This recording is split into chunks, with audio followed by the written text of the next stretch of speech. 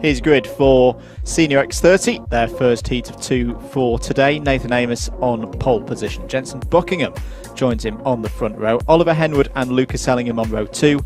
Jude Furneaux and Alex Johnston on the third row of the grid.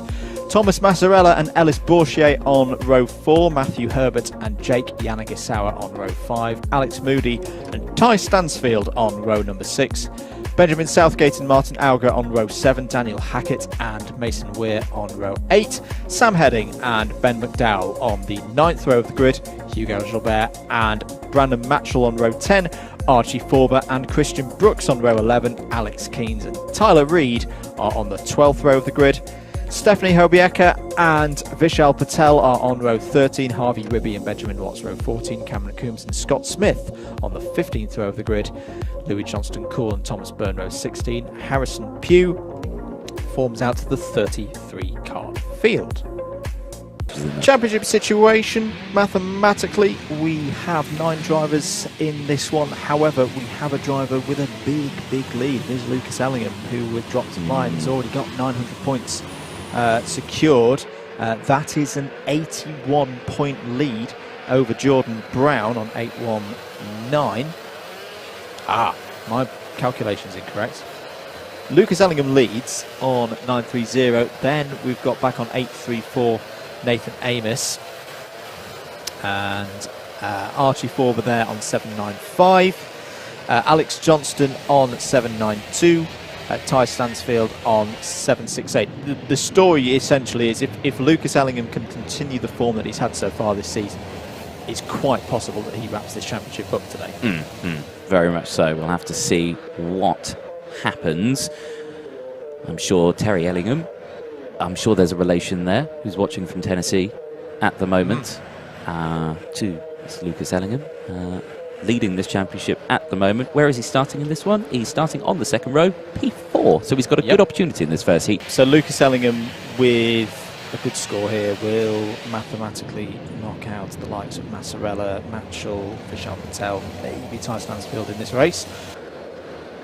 Big race this. This is a big race to set tone for Senior X30 today. Away we go for 7 minutes plus 1 lap. Good start for Nathan Amos as they go into turn 1. Not a good start for number 22.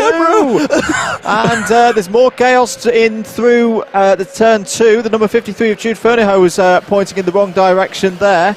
Ty Stansfield was your number 22, making the Alpha Life guys squirm as there's more chaos. Alex Johnston, the 304, is involved. The number 14 has got significant damage. I think is that Archie Forber. If I'm remembering the numbers correctly. Probably not. But yeah, another bit of a messy start, this time in Senior X30. Yeah, I always wondered why a Kart got bigger the closer it got to me, and then it hit me. Aha! That's your fault for standing there. End of lap number 1, it was Archie Forber, the number 14, who was in trouble on the exit of Christmas. There we go. It's only taken me 9 rounds to get the numbers into my head. There you go. And Nathan Amos leads, though. Oliver Henwood on P2. Lucas Ellingham, good start, up to P3. Biggest mover on the first lap was Thomas Byrne, up 16 positions, is up to 14th. There's the number 82. We can see trying to make an overtake there. Get by some of the opposition. And it's classic Senior X30 out there. It's all about survival in these early laps. Christian Brooks trying to make those moves in that number 82. Alex Johnston, I mean, goodness me, Alex Johnston, who was facing the wrong way earlier on in this race, has massively made his way back up through the order.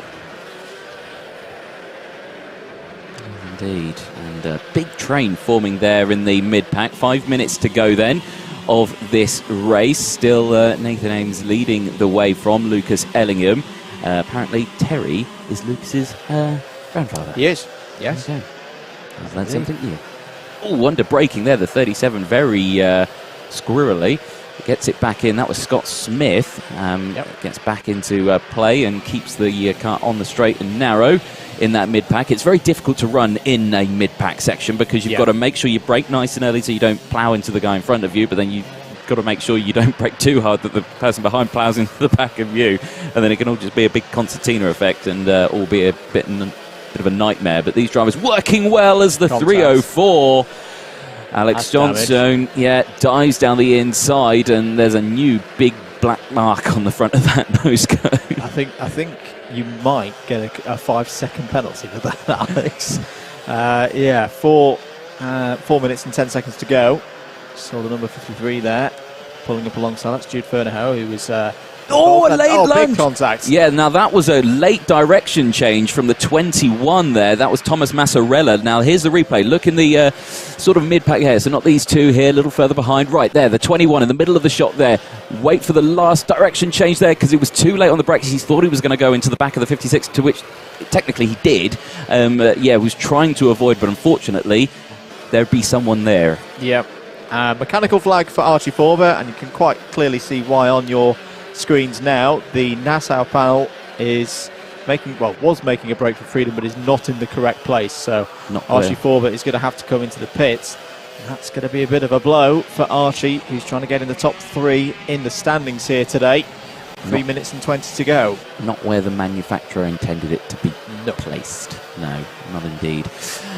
3 minutes to go. Like they're saying there, still leading the way by 1.4 seconds. Nathan Ames having a comfortable race. Yellow flags into the boot section. Not sure what's causing that at the moment. There would be the reason why. There is a kart stricken in the middle of the track. So not sure who that is. It's the 38. Brandon Matchell. It's Brandon Matchell who's out of this race. So this is a race that's taking prisoner of quite a few of our regular racers here. Vishal Patel going very close with Alex. Well, Alex Moody's beautifully read that, gone round the outside. That is a bold move. 3 wide round the kink. Yeah. It's not where you want to be 3 wide, but they made it work.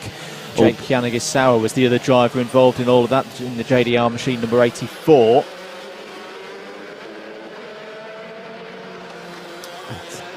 There we go, as they go through.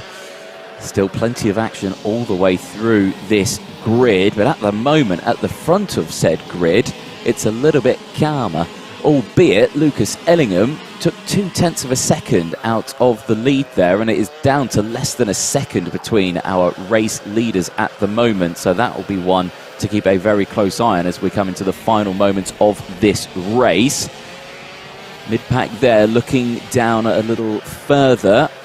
We've got Harrison Pugh, you can see there, one of the Norris drivers in 25th place at the moment. The brother of Jensen Pugh from the last round, of course, who very sadly had that accident and broke his femur, had to go to hospital. And of course there is lots of support for the air ambulance here this weekend. There is a raffle ticket prize thing, majig, and a cake sale as well. So you can buy a cake, you can buy a raffle ticket, and you can support the air ambulance while doing it. There we go. Absolutely. Really good stuff here at Whilton Mill this weekend.